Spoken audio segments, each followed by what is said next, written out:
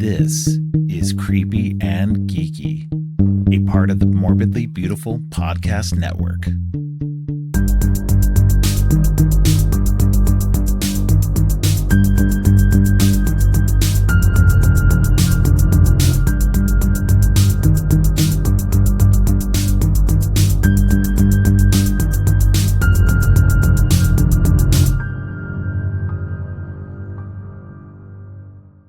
Welcome to Creepy and Geeky. I'm your host, Robert, and today's MCU episode is on Avengers Age of Ultron. Joining me today is DeVaughn Taylor. DeVaughn is a co-host of the Spectre Cinema Club podcast and a rotating panelist on The Pod and the Pendulum. Welcome back to the show, DeVaughn. Hey, how's it going? Good. Yeah, it's good to have you back. We just did an episode on the Happy Death Day movies, so that was a fun conversation. Yeah, and I'm happy that I get to do both halves of the creepy and geeky. We did the creepy part. Now I get to do the nerdy part because I'm a big, apart from horror movies, I'm a big superhero nerd. Oh yeah, same. Yeah. I was a superhero nerd first. That's my thing. Comic books have always been a huge part of my life, even to this day. I still read a lot of comic books, and so it's nice to be able to indulge that side on the podcast as well. And I find actually quite a few of the horror guests that I've had also enjoy the comic book side of things too. So a lot of them have been crossing over quite easily. So yeah, I mean, I guess it's something about relating the wondrousness of either genre, and right. The escapism that both kind of contribute. Yeah, definitely. Yeah, I think it's two different sides of a similar coin, not necessarily the same coin, but definitely indulging in those worlds of wonder. On one hand, not necessarily superhero, but more fantastical. There is the superhero aspect of, especially with these Marvel movies and stuff. But comics in general cover so many different genres now.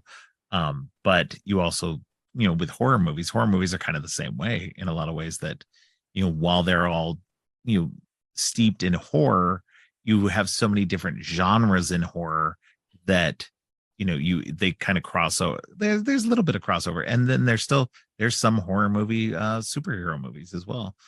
So, oh yeah, I mean, one of my all-time favorites, Blade. I get the best of both worlds in that one. And yeah.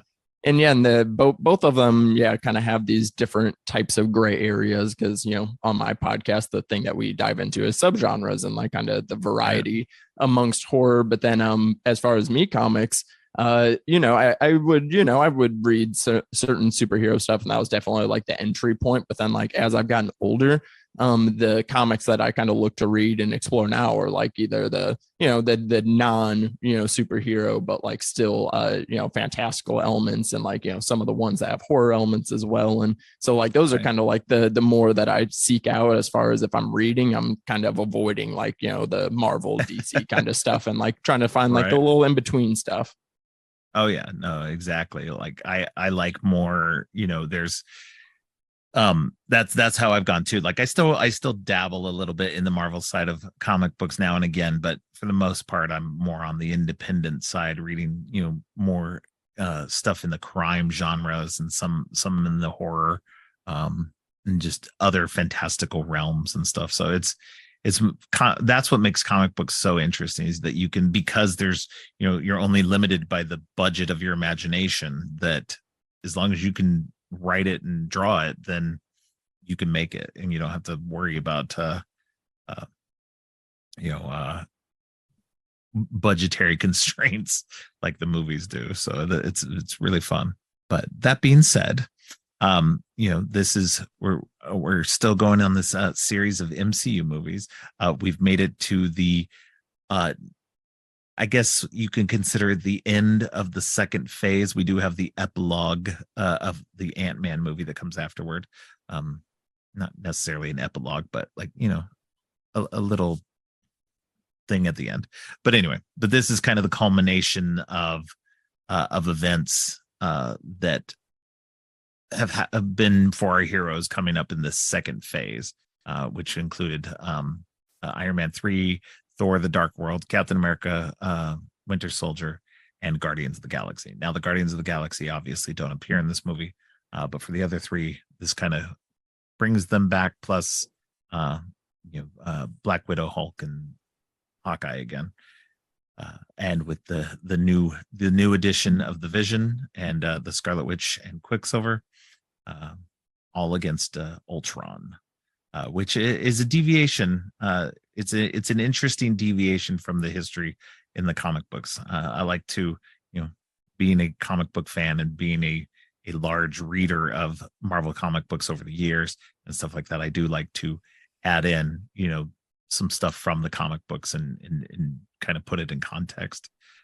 That in the comic books, Ultron wasn't created by Tony Stark and Bruce Banner like he is in the movies. Ultron was Hank actually Pym, right? Yeah, he was actually created by Hank Pym, Ant-Man, so the original Ant-Man, and so he was created again as like a helping robot, something that would help him, and then went beyond his, very much in the movie, just like that. He went beyond his programming and then decided to, kill everybody on Earth, because he feels like the people on Earth are the problem. Which, I mean, it's not an unfair assessment, but he's taken it to an extreme. So, but yeah, what are your overall feelings about this movie? So I'm a big defender of this one. I specifically wanted to talk about this one because I feel like this one gets shit on, or it gets like criticized for such like nitpicky things. But then I don't think that like people, like when you look back in hindsight, like how kind of important this movie was to set up pretty much everything of phase 3. And, so it works very nicely as like kind of that perfect bridge movie, because phase 2 is a really big one. Like some of the movies in phase 2, like you're saying, Winter Soldier, Guardians of the Galaxy, are, some of the ones that people throw out as maybe some of the best in the series. Right. So I feel like it was also like people had such high expectations for this one. And then so it's an interesting thing, because even like some of the criticisms from at the time are so funny to look at, like when people are like, there's too many characters in this, and then and then it's like literally in Civil War we get more, and then Infinity War it's like, hey, it's everyone. So it's like even like right. Looking back at like some of the criticisms is like interesting. And what I really enjoy about this movie is, one, this is like really the only kind of true proper Avengers movie in my eyes. Like the first Avengers, so much of the movie is them coming together and them being right. At odds and all those things, and then like finally in the finale, they become a team. And honestly, I think the first Avengers movie is like pretty average. It's fine. I think it's good, but like I don't think it's anything special. Versus right. In this one, like this is the only movie where, I mean, yeah, there is still some animosity brewing in this movie, but for this right. one, this is the only one where it's like, I feel like they're actually friends. They're, really, they're great coworkers. Like they have that perfect, like right. coworker relationship. It's like, yeah, we're kind of friends, but we also don't know, each other outside of this. And it's like, this is the one where we get great banter between different characters, like the different interpersonal ones amongst the team. We get a lot of the combo moves and like these like team battles throughout this one that we really don't get later on or up to this point either. And of course, right. like the after party scene as well, like just like seeing them get to hang and things like that. So it's like, I really enjoy that angle of it, that this is like our true like Avengers movie, them being together pretty much the entire movie and solving the thing, and right. But I think as far as like the MCU goes as well, I think this is like maybe the first movie that like I feel has actual weight to it. Like the other movies, they have superhero stakes, it's like like the stakes are there, but it's also like kind of forgetting about all the people in the world. And I feel like this is the first movie where they start to consciously think of that like, hey, superheroes are supposed to save people and like they are supposed to protect people, so it's like so many of the conflict that comes around, whether it be their collateral damage or making decisions that are too big for them to handle. I feel like this is the first one that we actually get like emotional weight from, not only the team as like, like, yes, these are superheroes, but they are still people. And so we get a little bit more humanity from them. And then like also finally starting to think about like, the world at large. Right. Yeah, no, I this one for me is I don't disagree with most of what you said for sure. I don't find this one to be as these first two Avengers movies are kind of rocky for me. They're still finding their groove, I think. And I would agree with you that, it's nice to see them. This is, and I mentioned this on the previous Avengers episode, that the Avengers aren't a team in terms of, they're a team through happenstance and also they come together to fight the big villain that nobody else can fight, or in this case, the villain that they created. They have to clean up their own mess, or clean up Tony's mess, really. And it's, you get the Fantastic Four, they're a family. You get the X-Men, they're together by genetics. They have a shared, gene thing, plus the hatred of humans, that the humans that hate them, not that they hate humans. But it's, so they come together, like you said, they're like coworkers. They're, they come together for a big battle and then go their separate ways. And you see that kind of in this movie too. They in the big battle in the beginning, they get it all done, and then they kind of go off, and then they come back for the party, and then chaos ensues at that point. But it is interesting to see that aspect of it in this one, because you don't really, like you said, you don't really see that in the first one. The first one's all about them coming together and them becoming the team that they will eventually be. And this one, yeah, definitely is more about them gelling as a team, them doing what they need to do, having those combative relationships and still working together for the common good, and cleaning up the mess that they need to clean up.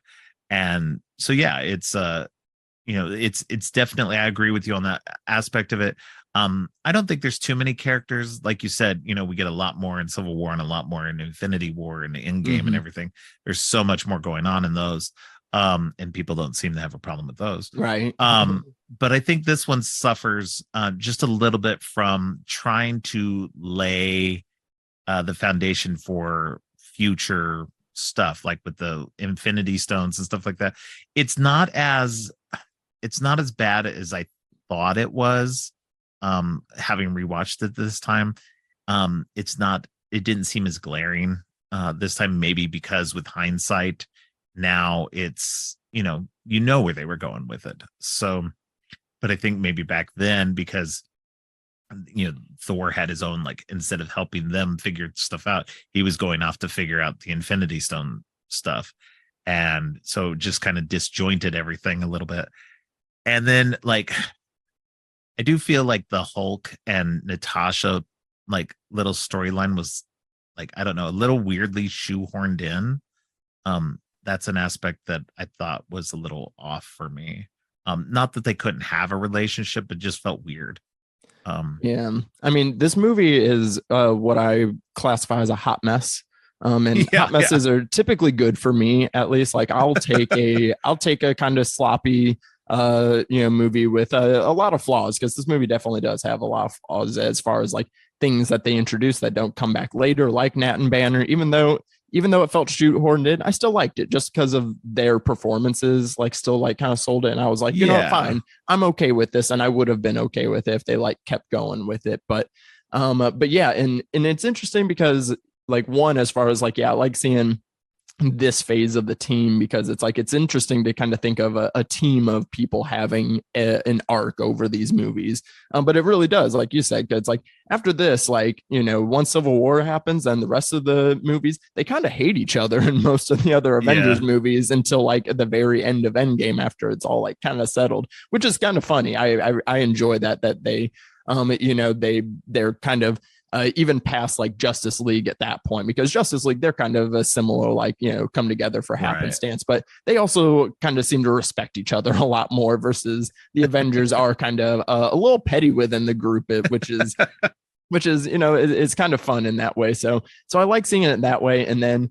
I always look at the MCU series, kind of like a TV show. Like, they kind of Right. have these long running, each phase is kind of like a season.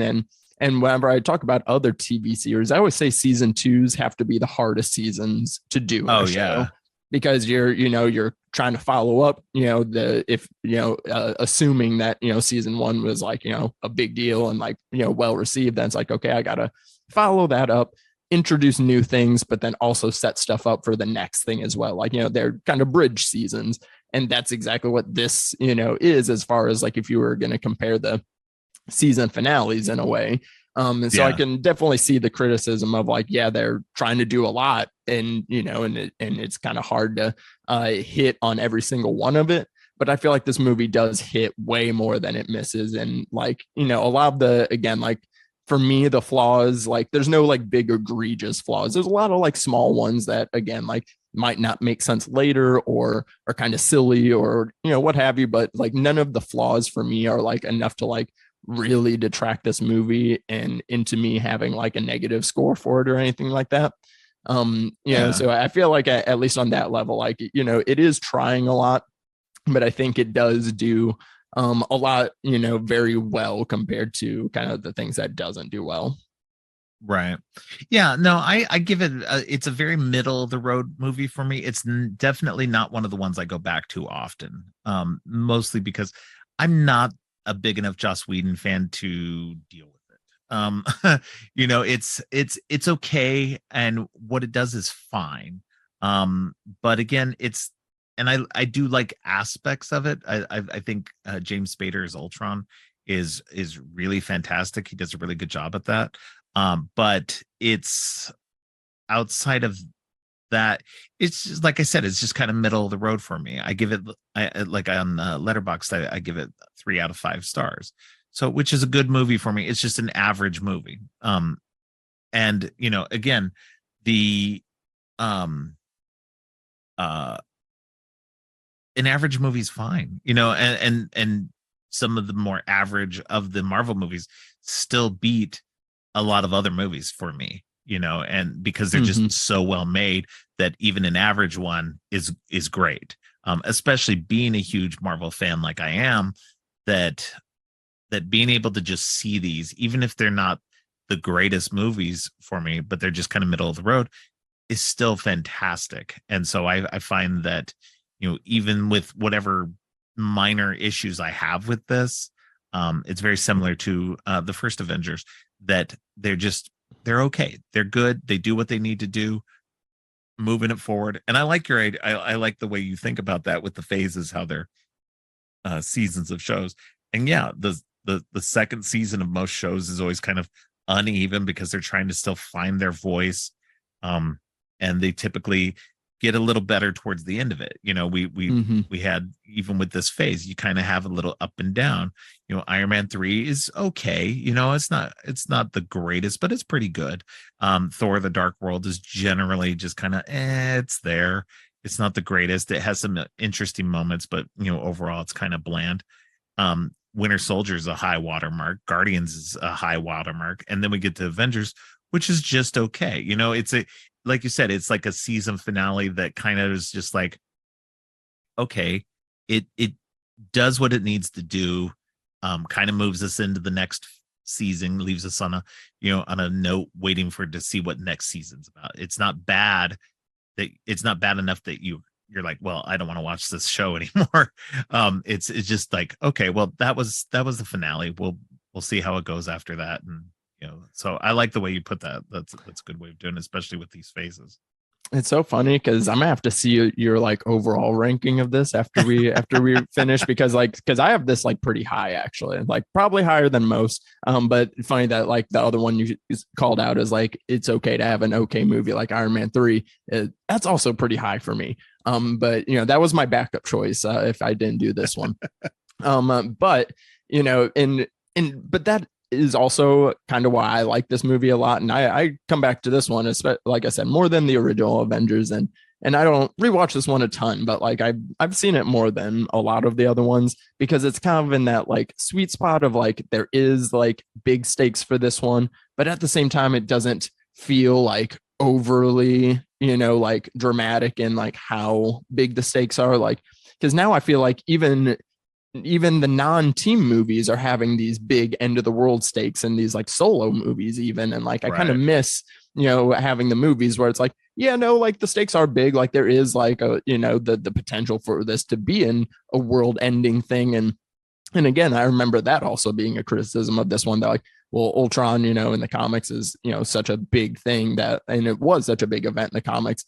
And, people were saying that this didn't feel big enough. And I'm like, it's still big on, again, on like on kind of a more realistic level. Like, it didn't, it wasn't the time altering, consequences that we like have later. And like, the global extinction was still the main threat of, the Infinity War and things like that. And that's still the thing here. Like they say, like if this, rock goes to a certain, height, it would destroy the world, but they're not, it just doesn't feel like as like, like putting it, making it so humongous in your face, the stakes of this, because like they still, focus so much on like, like when something bad is happening, not only the thing that's happening, but like, hey, let's make sure we're clearing out this area. Let's make sure that we're keeping people safe. And we're like kind of doing all these things versus, like, again, like they kind of still keep that going later on with like the weight of the snap, like of them actually doing that. But even leading up to the snap, it still didn't feel like they were kind of consciously thinking of the people.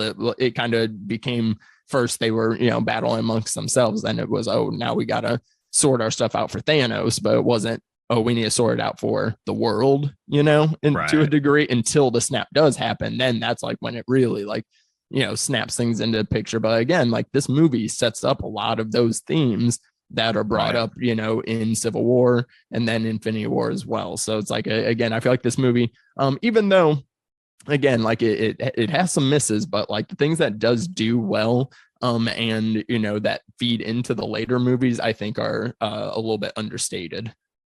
Yeah, no, I think that there's definitely ground being broken in these early phases to get us to. I think that both the first and the second phases are both kind of uneven as they go along, and that I think that as they've gone along, Kevin Feige and everybody else who's involved in it, a lot of the recurring writers and directors and such, they decided they figured out what they were going to do as they went along and kind of tailored things along that line to get them where they needed to be, especially in terms of Feige and the Russo brothers, getting them all together in that along those lines to get to Endgame was necessary. I think that a lot of that groundwork was laid in these first two phases, and especially as much as people complained about it in this movie, some of that the Thor and the Infinity Stone stuff moved it forward a little bit enough to get us into that next phase and kind of put things down in a better way. Because up until this point, it's been kind of nebulous and just kind of like, okay, a crumb here or there. But this movie needed to say, okay, this is where we're focusing, and that's why even with at the end where you see Thanos putting on the glove and saying, he's going to take care of it himself, that's, okay, now they're starting to focus. They're going to start focusing these movies from this point onward. And you see that very much in contrast to these first two phases where they're kind of just not really focusing on it as much. They're, again, they're just doing little crumbs here and there, and then they bring it into focus a little bit more in the next phase. Yeah, because I feel like phase 3 is definitely like the sweet spot of them kind of having a plan and like kind of going along with it, versus like, because again, like there is still so much of stuff in this movie that does not carry into like any of the other ones, especially a lot of like the vision things that Wanda's like kind of playing with their head. Like some of that they go into, but it's like really none of this they kind of go into like everybody likes to like point out like later in Infinity War when there's a broken shield and everybody's like, see, and it was like, no, they still weren't quite there yet in this, and you Right. can kind of feel that. But at the same time, I also like still really like this portion of the MCU as well for that reason, because I feel like that way they were still kind of focusing on the movie at hand itself. Right. Yeah. Because like again, like as these movies kind of go along, I like we're to the point now, like I've fallen off, like I've missed certain movies, I've missed certain TV shows. And since it's so interconnected, I'm just like, well, like unless it's either an origin story or like a sequel that is still kind of contained within itself, like Guardians 3, I'm kind of not watching a lot of this stuff because it's, too interconnected versus like this one. You can watch Age of Ultron without having seen anything in phase 2 or caring about what's coming afterwards. And it's still, I think, a very watchable on its own as like, oh, if you just want to watch an Avengers movie, you can watch this and like that's totally fine. So I will argue the point that I do think that even the later movies you can watch individually, even the stuff that's now that's been coming out. I mean, obviously you get more out of it if you watch the stuff, everything in between or whatever. But I feel like they give you enough in each movie that it's just enough to get you through it without having to either give you too much exposition or you having to go back and watch something to fill in some kind of hole. I'll say if you go back and watch something like, say you watch something like Doctor Strange, Multiverse of Madness, you don't really need to know what happened to Wanda in WandaVision to understand. They tell you just enough to get you through that one. But then if you go back and watch WandaVision, it fills in that information just a little bit more for you. I truly feel that way. And I've heard from a couple of people since that yes, that they hadn't seen that and that it was perfectly reasonably fine. And it's the same thing with Endgame. I've heard from people who's watched only Infinity War and Endgame and didn't watch much else of the MCU before that, and they understood most of what was going on. Sure, there were a few things here and there that they were, could have used some extra information on, but it didn't detract anything from their overall enjoyment of the movie. It's funny because that's where the split is for me. Like Infinity War, like yes, totally, you can watch it, get everything in it without the previous stuff, right? But then I feel like that's exactly like kind of where the split is, because then when you get to stuff like Endgame and No Way Home, so much of things are from past interconnected things. Right. And like, because like especially with like even some with No Way Home, like in like the whole like kind of the memory loss and how the blip like affected these kids and stuff, like you would have no basic emotional basis for that movie without seeing. So yeah, it's a movie to movie for sure. And like I would say out of the MCU, there's I would say a good 2/3 3/4 of these movies you can still enjoy without having all the stuff. But like I would just say, especially recently, it's getting to the point where it's a little too connected in, especially like now that the TV shows and movies are intermingling. It's like, oh, this is a lot of material. But see, I would still argue that for the most part, they don't. Like I would say, like, even because I mean, I always specifically say WandaVision to Doctor Strange because that seems the most connected of what came in the TV shows and what goes on in the movies, because most of the TV shows really don't have a lot. Like, of course, the new Captain America movie, you would be better served if you watched the Falcon and Winter Soldier beforehand, just to understand, just quite where, Falcon became Captain America. But beyond that, you could, hopefully they're going to tell a good enough story that they can just kind of fill in that plot point for you. It's kind of like in the comic books themselves, that when you want to read a specific storyline, you can, not always, but you can kind of understand what's going on if the writers are good enough in catching you up to the current storyline without having to go, okay, well, this is everything that's gone on before. And then if you feel like, oh, okay, this is interesting enough, I want to go back and read that, then, because that's how I started in comic books. I started reading comic books in the 80s, and we didn't have trade paperbacks like we have nowadays for all the stories. And so I had missed like 2 decades worth of stuff before I started reading them. And so I wasn't about to go and start hunting down every back issue just to fill in the story. I just kind of had to go along with it and eventually fill in the stories themselves. And they make references and stuff like that. And so, I feel like that's kind of the same way with these, is that you really don't have to watch them. You can if you want, but if you like a certain character, like, if you only like Falcon as Captain America, if that interests you, watch that. Maybe watch Falcon and Winter Soldier if you want to. But I really do think they are trying a bit better now to kind of, you mentioned Spider-Man No Way Home. That one you get the most impact out of that if you've watched like a lot of the Spider-Man movies beforehand. Sure, that's obviously what that was. I think it was really weird there, and I'll get into this in a later episode. But it was really weird that their marketing like didn't even have the other two Spider-Men in, so that you kind of go in, it was like the worst kept secret that they were in the movie. But it would have helped people go, okay, well, let's watch these movies before we go into them, And so for people who hadn't watched those movies, it would have been confusing. You're like, wait, why are all these Spider-Men? Who are all these guys? So I get from that standpoint, from that way, that one would have sucked without more previous knowledge. So yeah, I mean, that was bad marketing.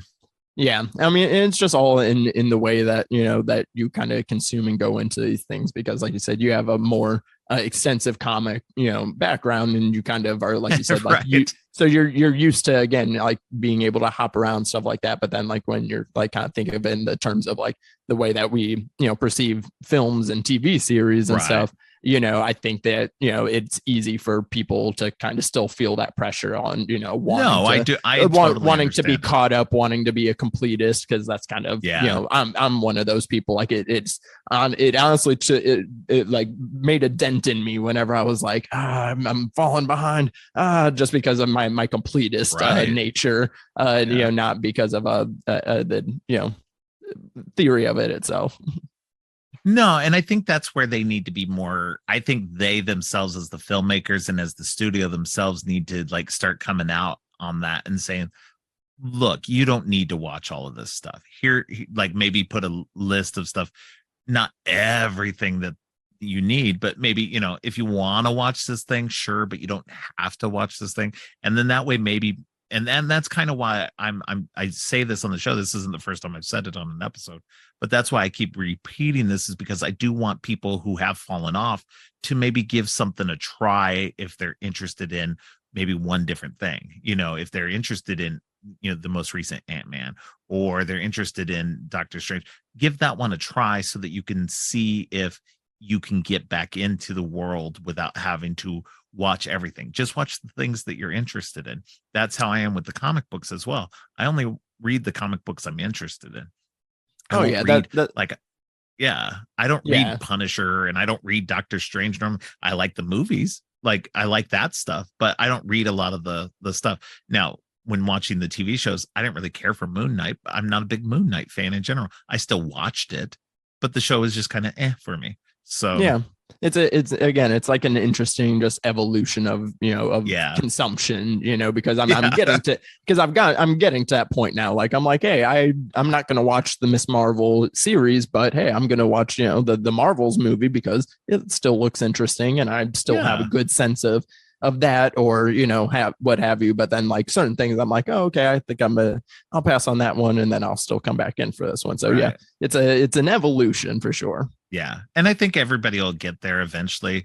It's just one of those things where we've been told, and the way they've done everything is, oh, you need to watch everything to understand everything. And it's never really, to me, it's never really felt like that. Certain points, yes, don't get me wrong, certain points make it feel like you have to do that. And I would say, if you are going to watch the Marvels and you enjoy that movie and you like Miss Marvel as a character, definitely go back and watch the show. And I think that's what makes it fun in a way too, is that you can skip things that you maybe aren't interested in, but if you enjoy the character in a later movie or show or something like that, then you go back and watch it, and I get that not everybody's going to be interested in everything.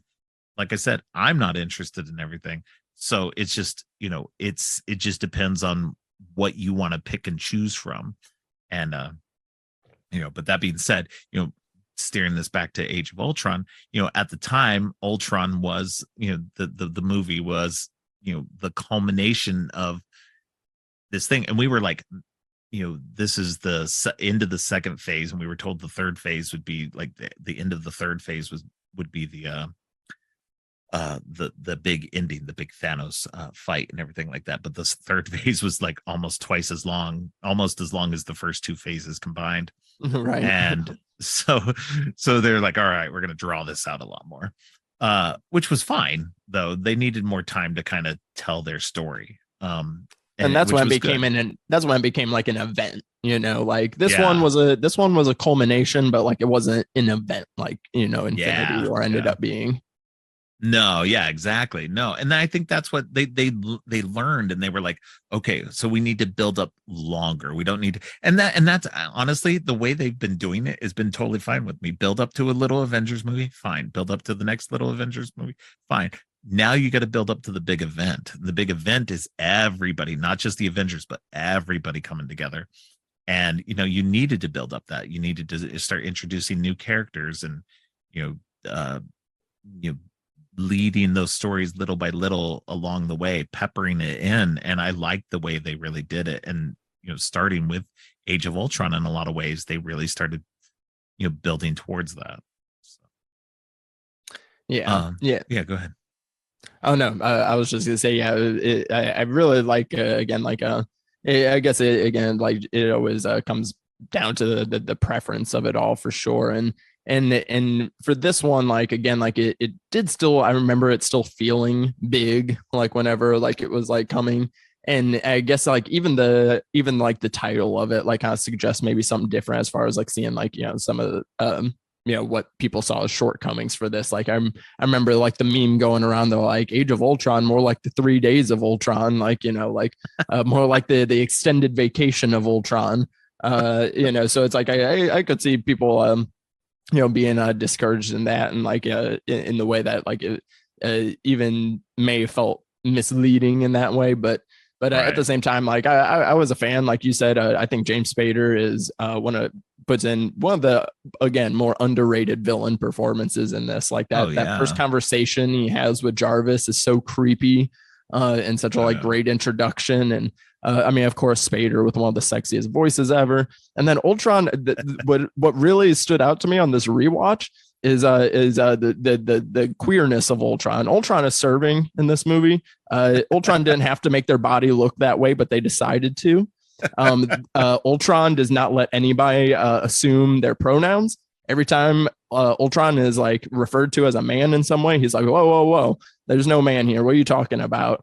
So rewatching this, I was like, I really like that angle that they like kind of go with. And like, this is, again, like, I don't think Joss Whedon was trying to make any trans allegories in this movie, but in hindsight, it's so interesting. Like the things that kind of accidentally fell into place as we've kind of come to, learn more about, kind of the trans experience. And like, Ultron in his, in their quest to, make their perfect body and their perfect image, and and this whole thing, and tying that into AI as well. Like in hindsight, this movie is kind of interesting for the conversations that are happening now, as far as, fearing AI as something that like, if it's something is it something that we can control without it evolving out of our hands?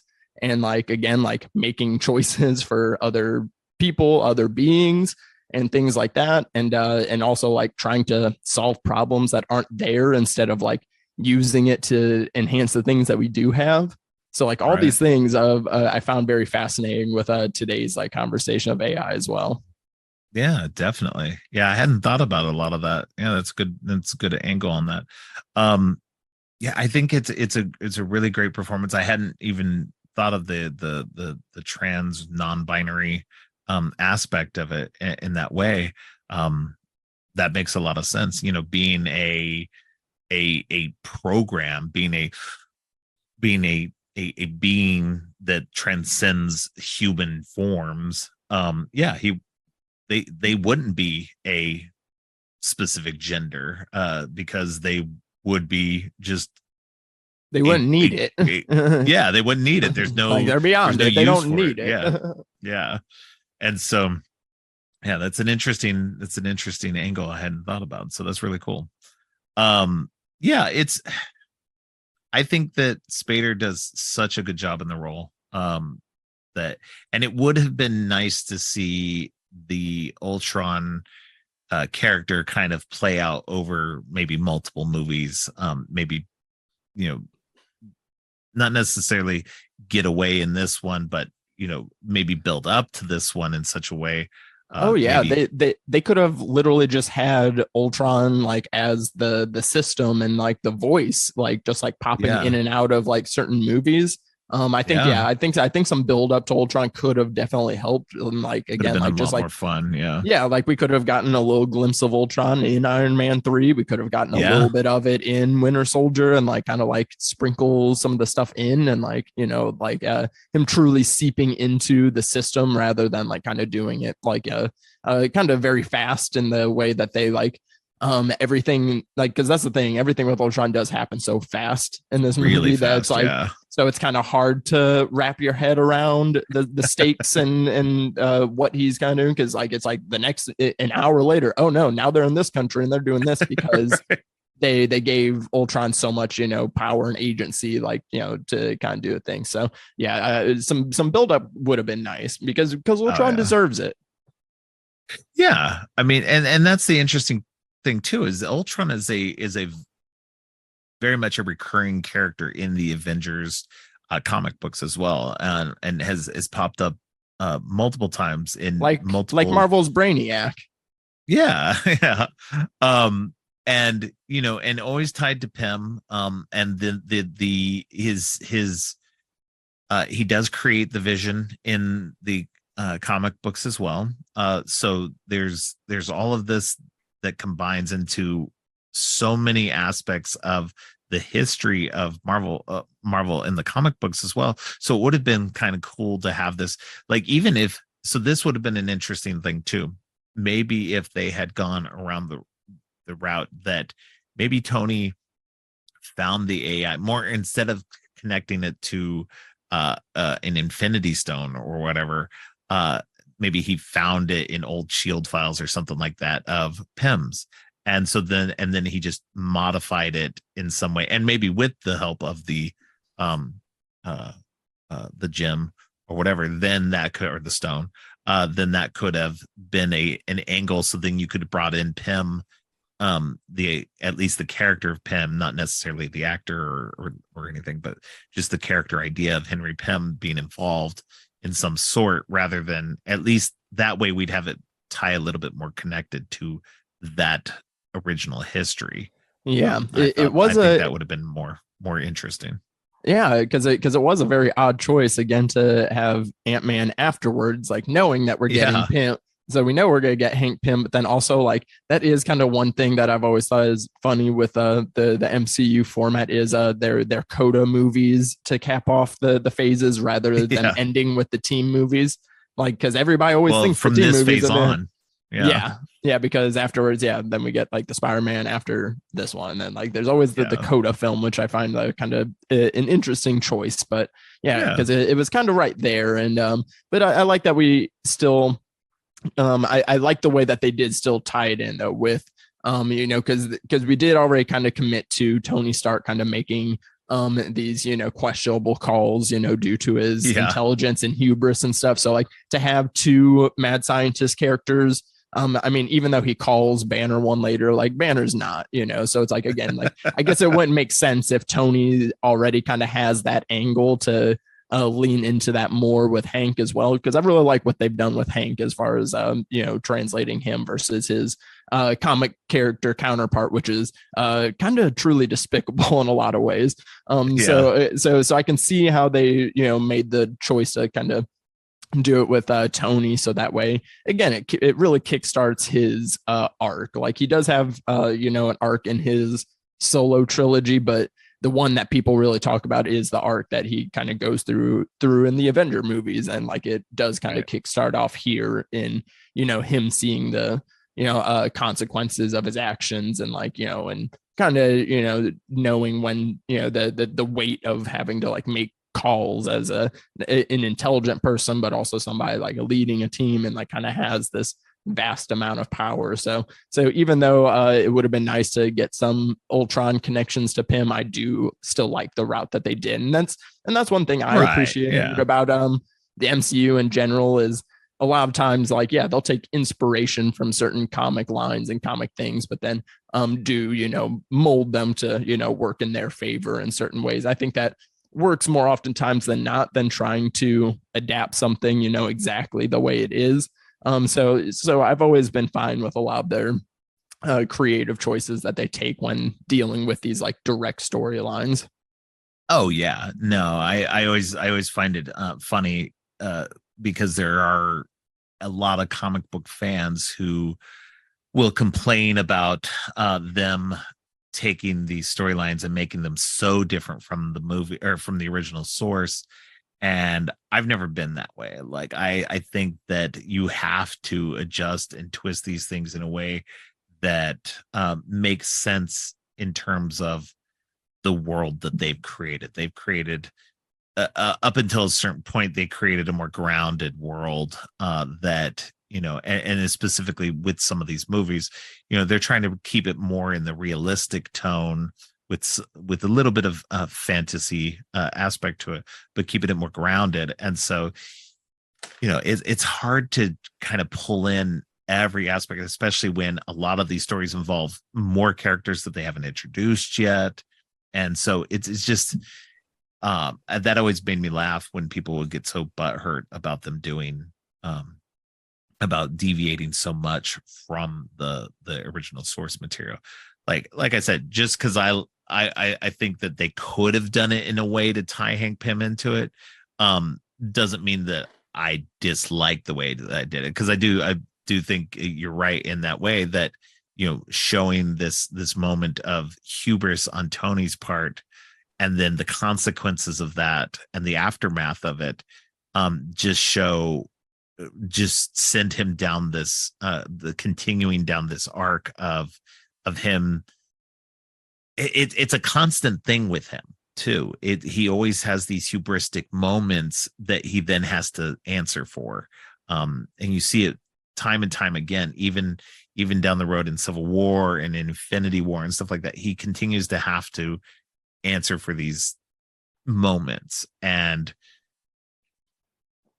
it's interesting to see that arc. And that's who Tony is as a character. Even in the comic books, he's this character who is does these things that he thinks in the moment are the best things, and then pays the price for them in some way, shape, or form, and has to fix it.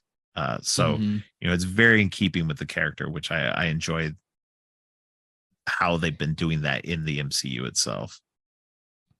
Yeah, I feel like they carry that over into like a lot of the other characters as well. Like, I always kind of forget like how much that we have like kind of see Banner like kind of struggling with the things that he knows that he's doing that are still out of his control, but also in his control, and like have those ideas. Like, I remember like even like one of the, like the funnier lines when it's like they're like, oh yeah, tell Banner how the thing went, like at the very beginning, or it's like at the intro of the after party, and then Hulk, like Natasha's trying to be like, no, you're not a killer, you saved all these people, you did all these things, and Hulk, and then Thor's just like, oh yeah, there's so many souls screaming in hell because of you, blah blah blah. And it's like it's a great joke, but it's like something that they do kind of that's interesting that they touch on, that they give moments like that too, and then also with like the whole Hulk rampage scene as well, like kind of tapping into. So it's like I like how different characters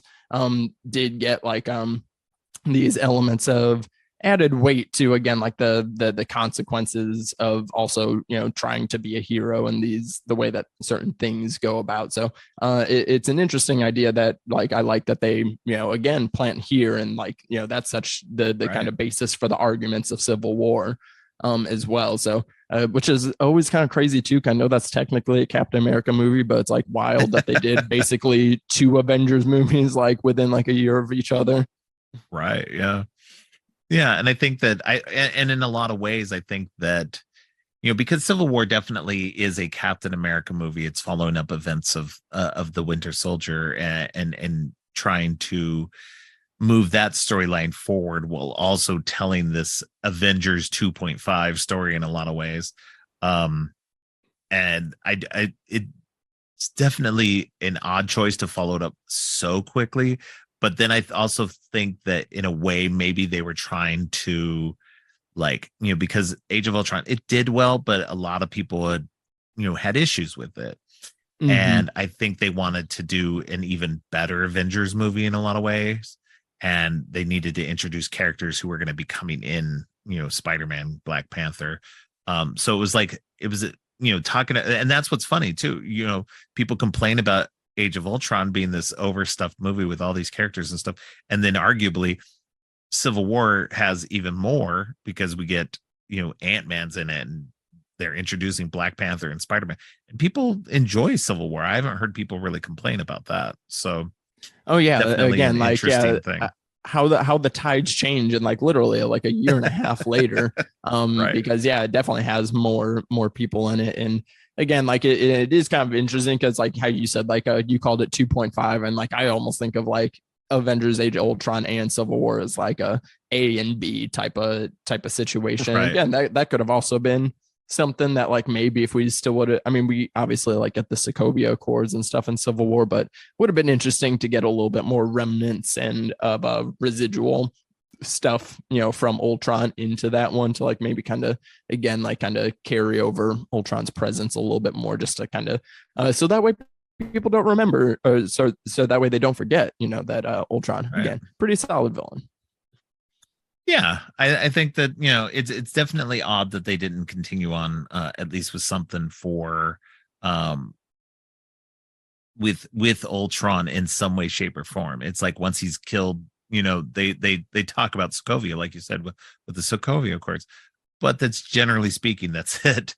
And so, you don't get much else in terms of any mention of him. So it's definitely a little weird. So yeah, it's like I wouldn't say that Civil War is like trying to retcon Age of Ultron, but it also is like kind of it does a little damage control, and like double right. and like doubles down on like some of the things, again, that like, because in Age of Ultron we get like, the a lot of, like, we see a lot of the collateral damage happening, and like all this stuff, and like, and it fuels Wanda and Pietro's backstory as well. But then in Civil War they had to like double down on it with like the whole Wanda, like, accidentally making that building explode and people getting upset or whatever. So it's like so I wouldn't say that it's a retcon move, but it's like definitely a damage control and like polishing up Age of Ultron in a way. But it's like I also feel like for how positively Civil War was received is also part of the reason that Age of Ultron isn't as well received in a way. So it's like I feel like they complement each other, but it's also kind of in a kind of cursed kind of way as well. Right. I think it's also just that, Feige doubled down on the Russo brothers too. He was so happy with what they did in Winter Soldier, and then they're like, okay, well, let's give you a test run of an Avengers movie in Civil War, and then once that did well, they were like, okay, well, we'll give you the whole kit caboodle now. So, and I would argue they did well, so it was a good gamble on their part. So it's and I'm perfectly fine with seeing Whedon wiped away from Marvel and movie making in general. Oh yeah. So. I'm totally fine with that as well. And I think it did work out for the better. I just do think Yeah. it's unfortunate that, like, for me, I feel like there's a lot of good in this movie. I feel like it just Yeah. gets a little lost in the shuffle just because of, I think some of the things that came after it as well, like on top of already the initial release that had. But Right. I'm also like, none of the other movies have the party scene, where we get to see these, people, these superheroes being people. And like, I always Yeah. forget like how refreshing that is as well. Like, because a lot of the movies, aside from like some of the younger heroes, a lot of the movie is like, they are just being superhero stuff all the time, Right. so it's like, even those like little moments and like that's the kind of fan service that like I need. Like I don't need just like these like cut Easter eggs or like characters from another dimension coming in. No, I just want to see people try to lift Thor's hammer, while they're Right. drunk. That's what I want to see. I want to see Nat and Banner flirting at the bar. Like these are the things that I want, So Right. that's perfect superhero fan service to me. Yeah, no, I agree. I think that, that in itself is a great moment because it definitely humanizes them. Shows that they have this camaraderie that while they might not have the most like meshable personalities, that they can kind of put that aside for a little bit and enjoy just, having a fun time together, talking and, trying to lift the hammer. And, especially, that's the greatest moment too, is when everybody's trying to lift it and then Captain America, he pulls on it and it just, you see the tiniest little movement on it, and Thor sees it too, and Thor gets this like, oh crap, look on his face. That was genuinely one of the best, funniest moments of the whole Oh, franchise in general. it's so great. His face is great, and like, and even rewatching it, I don't know, like it's hard to tell because obviously like it gets paid off later. But like even in watching this, I was like kind of rewatching it. It's like I even feel like Cap felt it at a certain point too, because he didn't look like he was trying that hard, like compared to everyone else. So I feel like Right. even he felt it, and then was just like, no, I'm not going to make a big deal of this, and like kind of leaves it at that. So like even like little stuff like that, or like even the roadie moment where he's telling a story to Stark and Thor, and they have like they have no reaction to They're it, and then not he like tells impressed at all. and then tells this like same story again to like just like the Avengers HQ workers, and then like everybody does it, and he like makes a face like, yeah, see, I am cool. Like even like stuff like that is just like is so fun for me. Oh yeah, absolutely.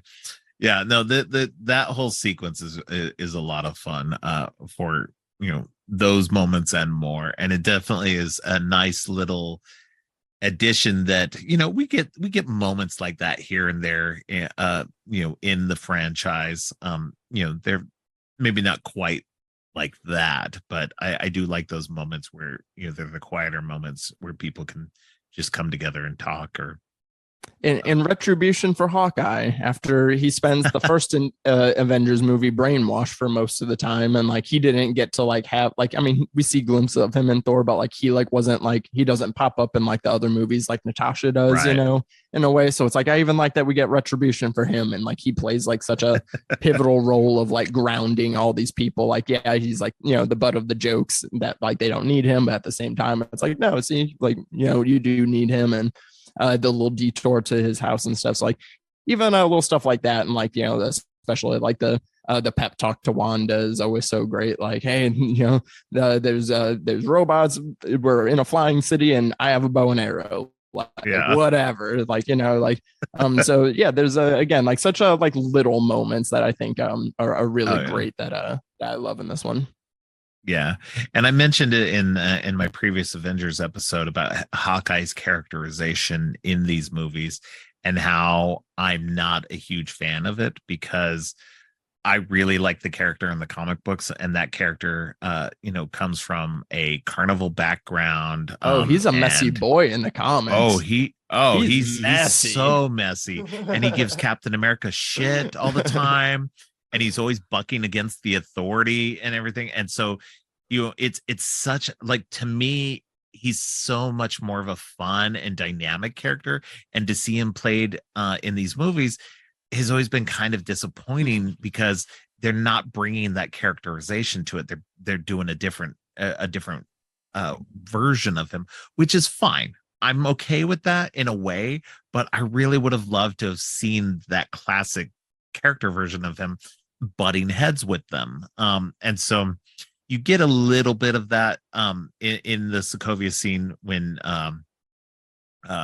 he's Quicksilver does something, messes with him a little bit during the fight and everything, and then he does this little dialogue with himself about, oh yeah, Quicksilver, yeah, Ultron killed him, and he's like, nobody would miss you, nobody would know, and like, and I feel like it's almost even intentional in that they do this. That's like we get like nuclear family Hawkeye instead of the super horny Hawkeye who sleeps with half the different members of the Avengers teams in the comics. So it's like I feel like it was almost intentional that they're like, we're gonna do the complete opposite, but yeah, so I feel you there. Yeah. So I mean, it's great. This, you get a little bit more of that in here, and I don't mind him having the family and everything, especially, and then the characterization of him gets a little bit better in the Hawkeye movie or Hawkeye TV series, and so that at least I feel like, okay, we get a little bit more of that. It's still tied to his family, which is fine, but we're getting a little bit more of messy boy Hawkeye, and I do enjoy that quite a bit more in that. So it's nice to finally get it, but it would have been nice to get it all along the way too, just because he's so much more of an interesting character in that way. And everybody else kind of, they do that with their characters, are pretty much, at least for the most part, carry over from the comic books, their attitudes and characterizations and stuff. Sure, things are twisted and changed a little bit here and there, but overall their characters are pretty consistent with their comic book versions. So it was always a little disappointing in terms of the Hawkeye aspect to not quite get that. Because I feel like even if you want to give them the family and all of that, you could still play into that characterization a bit more. But that's just me.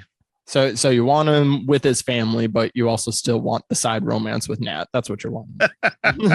Not necessarily that, but I want him to be bucking against authority, giving Cap shit and everything. And I think that we already had that with, I think the reason why they didn't do that is because you already have that with Iron Man, giving Cap shit. And so it would have been like maybe too much. And so it would have been it would have been like a golden opportunity. Yeah, it might have been a golden opportunity, like in Civil War, because like again, like that's all about like trying to go against the authority. So they kind of had the moment there. They could have went with it, but like I'd agree. Like because everyone else is kind of the essence of their character for the most part, and like it is interesting of all the characters to radically change. They choose Hawkeye. It is kind of funny. Yeah. And I know that they pulled a lot of these characterizations from the Ultimate line of comic books. So they were basing it more on those instead of the more traditional. And so a lot of those, overall, a lot of the characterizations kind of, were one for one, which was fine. But Hawkeye's is so different in the other storyline too, because in the Ultimate line he does have a family, he's an agent of SHIELD, and so it's a little bit different than his traditional take on it. And so that was always just, again, it's just one of those quibbles I have about it, but you do get a little spark here and there in this movie, which was fun. So I was glad they added that in rather than kind of glossing over it like they normally do. So yeah, and I would say like with a lot of like the character stuff that they are kind of doing in this, like one thing on kind of looking back on this like most recent watches, though it's still fun and I'm glad we do get a lot of this stuff. I will say the action is kind of average for most of the movie. Like we do, again, like I appreciate seeing more teamwork from the group as far as like that very first opening scene I think is super fun. I think the Hulk versus Hulkbuster scene is like pretty fun as well. But then like as far as like we don't get as much action throughout this movie. There's really only like 5 like major set pieces. And then like even the finale set piece, I can definitely see the complaints that feels a little too similar to the first one, where it's just like, oh, we got the Ultron army of drones and all these things. Yeah. And there could have been a little bit more exciting again with like Ultron's kind of whole thing of being not just a physical threat, but being, this like internet threat. But instead they like did like a quick like little fix I forget even what they did. They like did something that was just like, aha, see, we trapped him out of the mainframe and now he can't do internet stuff. And then it Vision becomes touches just like him and and yeah, he and then burns him out, and it's like, what? and then it just becomes like, okay, now it's just time for action, beat them up and whatnot. And so Yeah. so I do feel like the action in the finale definitely kind of take a little backseat in service of character stuff, but can't have it all, Right. I guess. But looking back, I was like, yeah, the action in this is not bad. It's just like kind of like, it doesn't have that one memorable thing that people like, kind of keep talking about a lot, Right.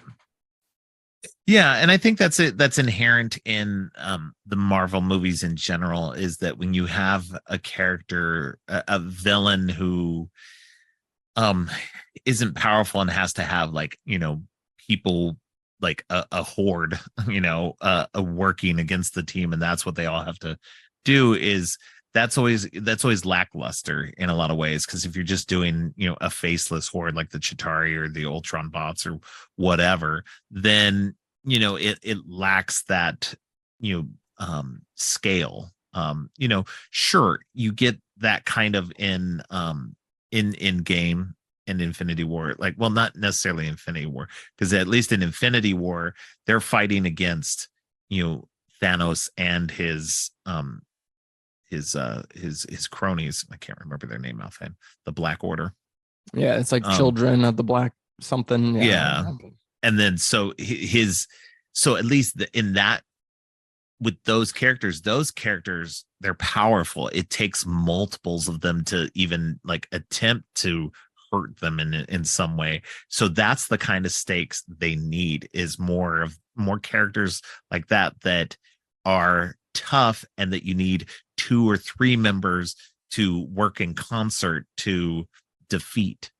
That's always been the aspect that I think is better when they go into this, like something like Hela in Thor Ragnarok. Somebody who's so powerful that the only way to stop her is to use Surtur against her. So it's like, and there's no winning that one. So I think that there's a lot of that they instead of doing the faceless hordes, which they do a little too much. Sorry, go ahead. Yeah. No, I was gonna say, unfortunately, another point I got to chalk up to Civil War, because Baron Zemo actually wins, and he doesn't even place a finger on a single Avenger. Right. So it's like, again, I feel like it's very interesting. I feel like this is also, I guess, why Age of Ultron is, again, more important than people think, that this was a lesson learner for some of the things kind of going forward that they end up doing. Yeah, right, exactly. All right. I think I am actually kind of done with with anything I can think of in terms of this movie. Do you have anything else that you wanted to mention that we haven't mentioned yet? No, I would say we definitely. I got all the things on my notes, and for as again, as messy and expansive as this movie is, I'm happy in my defense of coming in for this. Yeah, and I don't think I think that it's an okay movie. I think it's just kind of average, but it's not bad at all. It's definitely not nearly as terrible as people. Yeah. I think people's complaints about it are somewhat justified. It can be, it's a little messy, but it's not a terrible movie by any means. It's low on my list, don't get me wrong, but again, that's because it's just average. I did look it up, and based on the 41 things that have come out, I think I have everything on my list, that it comes right around the, let's see, it comes just below the first Avengers movie for me currently, but they're kind of interchangeable for me, really. So they're right around 36. So they're kind of pretty low, but I like a lot of the later stuff that came in phase 3. So Interesting. So a lot of that gets bumped up. I don't A have lot of phase the 1 and phase 2 is kind of up and down for me. So a lot of it's just it's kind of hard to place it all in terms of things. I think I definitely need this. This is going to be a good series for me, because then I'm going to be able to take a look at some of these again and move them around a bit. So there's some stuff that came later on in like phase 4 that I'll probably move down a bit, that I placed higher upon the first watch. So yeah, out of the, I don't have the TV series in my list, but okay. out of the 32, 31 movies, I have it at 7. I do have it again, I guess a little bit more generous than some other ones, and even in this I had to shuffle something down a little bit. It wasn't even a little higher, but I was like, I do gotta put Civil War back ahead of this one. But again, for this list, 7 is a respectable spot for me. No, definitely. All right. Well, why don't you let people know where they can find you online? Yeah, you can find me, whatever social media services are the hip ones right now. That's where I'm at _Daddy Disco. You can just search any of them. And you can find my podcast, Spectre Cinema Club, on all podcast platforms. New episodes every Tuesday. It's a show that I host with my buddy Garrett McDowell, where we choose a new theme or subgenre every month and then kind of base our conversations around even the smaller subgenres within that. So right now we got in August, we got aquatic horror going. September, we got death game stuff, and then we'll have possession horror at the end of the year for the 50th anniversary of The Exorcist. So we got fun stuff, and you can any subgenre that you like, we got something for you in there. So just find us on any of the social medias and TikTok at Spectre Cinema. Awesome. All right. Well, thanks again for coming on. I very much appreciate it. Thank you. I appreciate it. It was nice to have a little extra nerdy, sweaty conversation with you.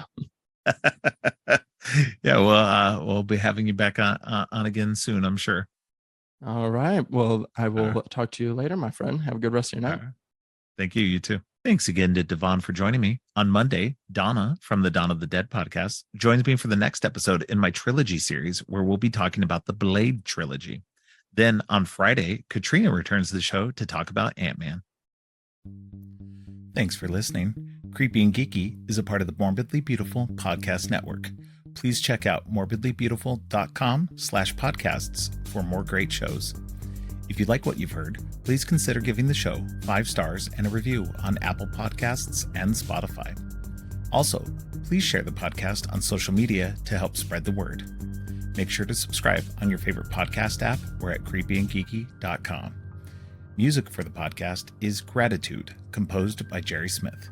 You can follow the podcast on social media at Creepy and Geeky on both Twitter and Instagram. If you'd like to follow me, I'm Geek Thulu on Twitter and Blue Sky, and geek.thulu on Instagram. You can support the podcast by ordering teas and more on TeePublic or by donating to the coffee page. All of the links are in the show notes. Finally, don't forget, stay creepy.